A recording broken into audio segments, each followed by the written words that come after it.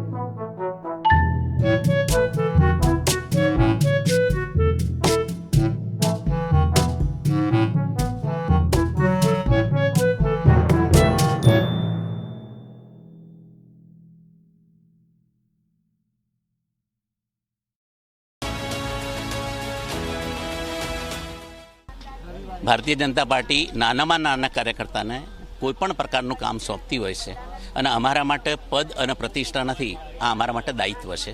એ દાયિત્વનું વહન કરવા માટેની અમારી માનસિકતા હોય છે.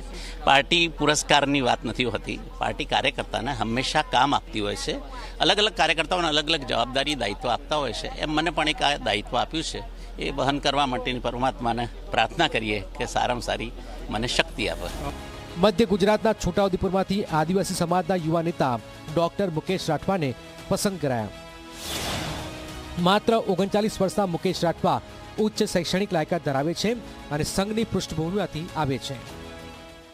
વિશ્વના સૌથી મોટા લોકતંત્ર ભારતના સંસદના ઉપલા ગૃહમાં ના સદસ્ય તરીકે, એટલે કે રાજ્યસભાના સદસ્ય તરીકે ભારતીય જનતા પાર્ટી દ્વારા મારા નામની ઘોષણા કરવામાં આવી છે, ત્યારે હું આનંદ અને ગૌરવની લાગણી અનુભવું છું. અને દેશના પ્રધાનમંત્રી માનનીય શ્રી નરેન્દ્રભાઈ મોદીજી, દેશના યશસ્વી ગૃહમંત્રી શ્રી અમિતભાઈ શાહજી અને ભારતીય જનતા પાર્ટીના અધ્યક્ષ શ્રી નીતિન નબીનજીનો હું ખૂબ આભાર માનું છું.